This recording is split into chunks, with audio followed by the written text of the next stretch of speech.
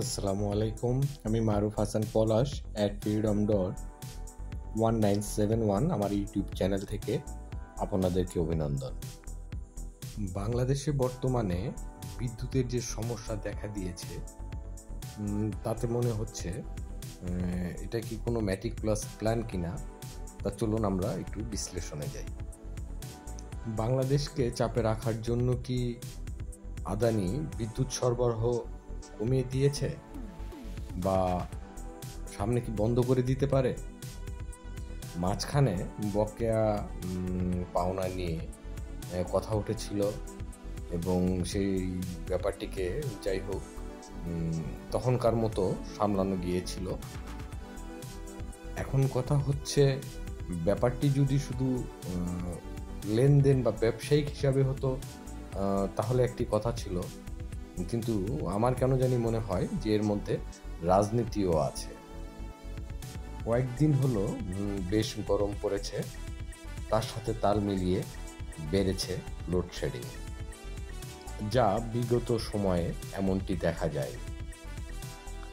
যদি এটি এভাবে চলতে থাকে তাহলে লসের ঘরে আরেকটি লস যোগ হবে। বিদ্যুতের এ ধরনের সমস্যার থেকে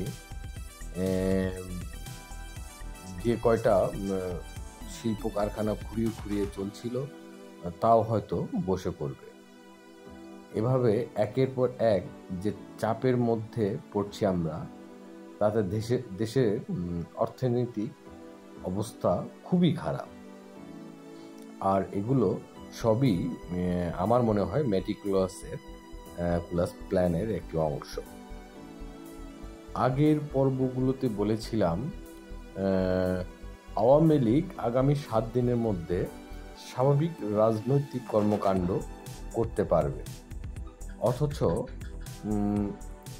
সেই আওয়ামী লীগকে চাপে রাখার জন্য আবার রাজপথ গরম করার চেষ্টা চলছে। ফলে বোঝা গেল যে মেটিকুলাস প্ল্যানটি কাজ করে।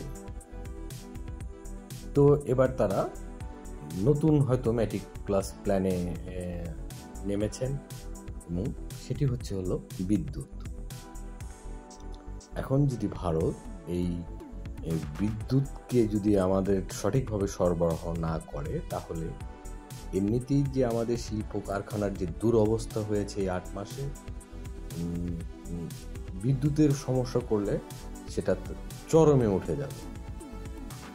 তো ভারত সম্ভবত এই প্ল্যানটিতে এখন নেমেছে। অর্থাৎ একটি হাতিকে বশে আনতে হলে প্রথমে তাকে না খাইয়ে দুর্বল করতে হয়। যখন সে দুর্বল হয়ে যায় তখন তাকে যা শেখানো যাবে তাই শিখবে। ভারত ঠিক সেই কাজটি করছে।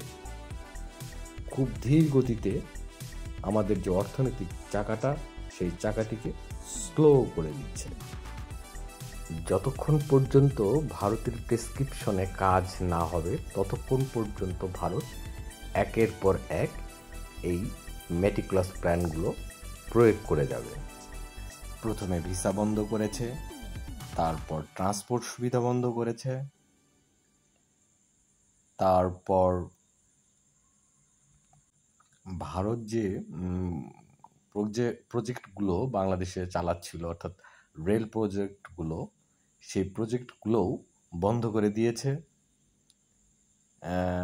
এখন তারা সম্ভবত বিদ্যুতের দিকে হাত বাড়িয়েছে। কথা হচ্ছে, ভারত একটি বিশাল বড় রাষ্ট্র, আর ভৌগোলিক প্রেক্ষাপট থেকে আমরা ভারতের একদম পেটের মধ্যে। ওরা আসলেই চাইলেই আমাদেরকে বেকায়দায় ফেলতে পারে, যুদ্ধই বড় কথা না। ভারত আসলে সেই কাজটি করছে এবং সফলও হবে তারা। যাই হোক অল্প দিনের মধ্যে হয়তো আবার আওয়ামী লীগ রাজপথে দেখা যাবে। যদি দেখা যায় যে স্বাভাবিকভাবে তারা রাজপথে নামতে পারছে না বা আবার অন্য কোনো কৌশল অবলম্বন করা হচ্ছে তাদের উপরে, তাহলে দেখা যাবে যে ভারত হয়তো আবার অন্য কিছুর উপরে চাপ তৈরি করবে। অর্থাৎ ভারত একের পর এক চাপ তৈরি করে যাবে আওয়ামী লীগকে মাঠে নামানোর জন্য। আজ এ পর্যন্তই। সবাই সুস্থ থাকবেন, ভালো থাকবেন। আবার নতুন কোনো টপিকস নিয়ে দেখা হবে। ধন্যবাদ।